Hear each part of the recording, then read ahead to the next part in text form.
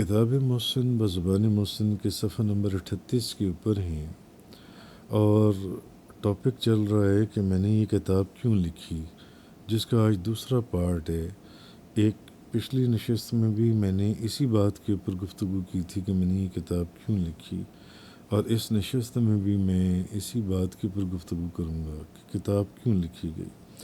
اصل میں اس کتاب کو لکھنے کی ایک وجہ یہ بھی تھی کہ یہ کتاب جو ہے یہ ایک میری ایک یادگار رہے، جو کسی کی یاد دلاتی رہے، ایک یادگار کے طور پر رہے، اور جو بھی اس کو پڑھے وہ اس سے فیض پائے، فیض حاصل کرے، اور اس فیض کو حاصل کرنے کے بعد جیسا کہ آپ آگے آنے والے لیکچرز میں سنیں گے کہ درجنوں نہیں بلکہ سینکڑوں لوگوں کو اس کتاب کو پڑھنے کے بعد حضور غوث اعظم شیخ عبدالقادر جیلانی نے اپنی زیارت سے مشرف فرمایا۔ گو کہ ان میں سے ہم نے درجنوں کا ذکر کیا طوالت سے بچنے کے لیے، سینکڑوں واقعات کو ہم نے اپنے پاس ریکارڈ میں تو محفوظ رکھا مگر ہم نے کتاب میں نہیں دیا۔ مقصد ایک چیز کو سمجھانا تھا، وہ ہم نے چند واقعات کے ساتھ بیان کر دیا۔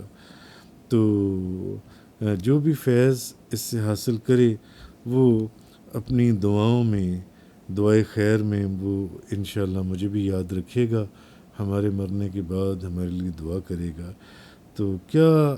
عجب ہے کہ اس کی بدولت جون سی ہے میری قبر جون سی ہے وہ کشادہ ہو، جیسے کہ شیخ عبداللہ انصاری کے جو استاذ امام یحییٰ عمار کے ساتھ ہوا، ان کے ساتھ حضرت یحییٰ عمار، ان کی وفات کے بعد لوگوں نے ان کو خواب میں دیکھا اور پوچھا کہ اللہ نے آپ کے ساتھ کیا برتاؤ کیا، تو انہوں نے فرمایا کہ اللہ نے مجھ سے کہا کہ میں تیرے ساتھ باز پرس کرتا، لیکن ایک روز ایک مجلس میں تو میری تعریف کر رہا تھا، اور وہاں اس مجلس میں میرے ایک دوست کا ذکر، میرے ایک دوست کا گزر ہوا جو تیری بات سن کر خوش ہوا۔ میرا ایک دوست صالحین میں سے، اولیاء کرام میں سے، بزرگان دین میں سے، میرے ایک دوست کا وہاں سے گزر ہوا جب تو میرا ذکر کر رہا تھا، اور اس میرے دوست کا تیری بات سن کر جو تو میرا ذکر کر رہا تھا اس کا دل خوش ہوا، لہٰذا میں نے تجھے معاف کر دیا، لہٰذا ورنہ تو دیکھتا کہ میرے کارکن تیرے ساتھ کیا برتاؤ کرتے۔ تو اصل چیز یہ ہے کہ بندہ ناچیز حضور غوث اعظم شیخ عبدالقادر جیلانی کی بے انتہا عنایات اور کرم نوازی کو مد نظر رکھتے ہوئے فقط تحدیث نعمت اور اس یقین کے ساتھ کہ بندہ ناچیز کی قبر بھی انشاءاللہ کشادہ، اور ان اولیاء اعظام اور شہنشاہ اولیاء حضور غوث اعظم شیخ عبدالقادر جیلانی ان کی برکت سے جن سے اس کی قبر بھی کشادہ اور نورانی ہوگی، بلکہ ان لوگوں کی بھی قبریں انشاءاللہ کشادہ اور نورانی ہوں گی جنہوں نے اس کی تدوین، اس کی ترتیب، اس کی ایڈیٹنگ، اس کی کمپائلنگ، اس کی پرنٹنگ، اس کی ویڈیو ریکارڈنگ میں بندہ ناچیز کا رات دن ساتھ دیا جن سے۔ بہرحال تو اصل چیز یہ تھی کہ میں نے جب یہ دیکھا کہ آج کل کے جو لوگ ہیں وہ اولیاء اللہ اور روحانی نظام سے بالکل بے خبر ہو گئے ہیں، خاص طور پر جو آج کا پڑھا لکھا طبقہ ہے وہ روحانی نظام یا اولیاء اللہ کے نظام کو مانتا ہی نہیں ہے، صاف انکار کرتا ہے۔ تو تب میں نے تذکرۃ الاولیاء اصل میں سلطان الاولیاء کی شکل میں لکھا، تاکہ لوگ اولیاء اللہ اور یہ جو اولیاء اللہ کے اندر خصوصاً رجال الغیب کی دنیا ہے، جس کا آگے ذکر آ رہا ہے اگلے لیکچرز کے اندر آگے آئے گا، اس اولیاء اللہ اور رجال الغیب کی دنیا کو یہ لوگ کہیں بھول نہ جائیں۔ چنانچہ میں نے جتنا اللہ نے مجھے حوصلہ اور ہمت دی تھی میں نے اس کے مطابق ان کے کلام کو قلم بند کیا، لیکن میرا مرکز اور محور اولیاء کے اندر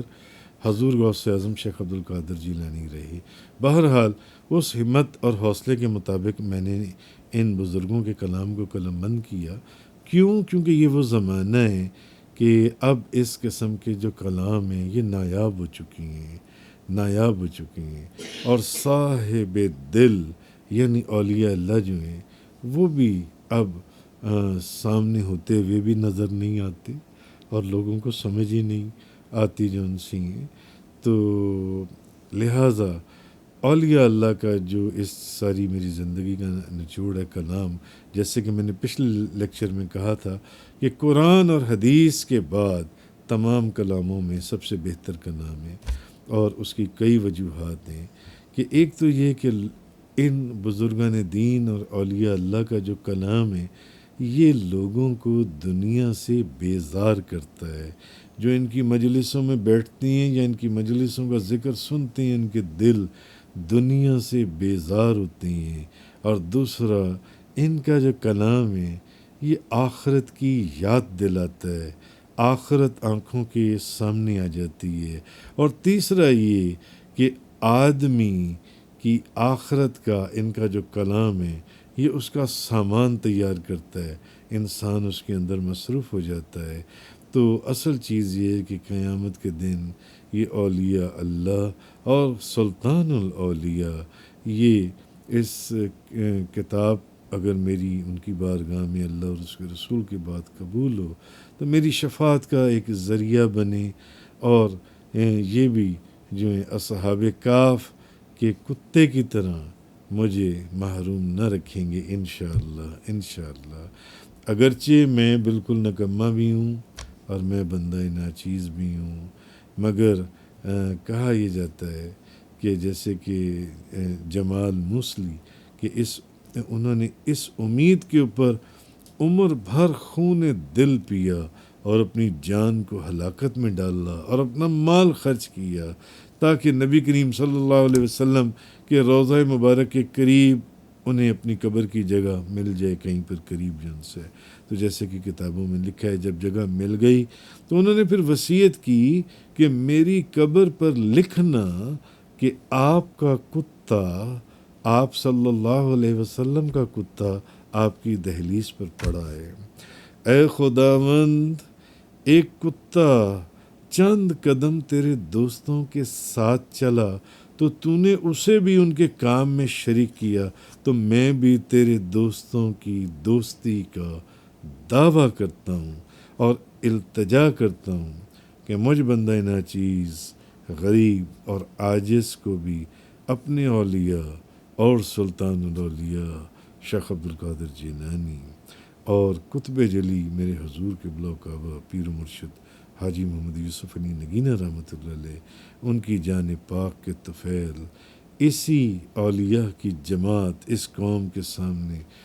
اللہ تعالیٰ مجھے شرمندہ نہ فرمانا، اور اس خاص رحمت سے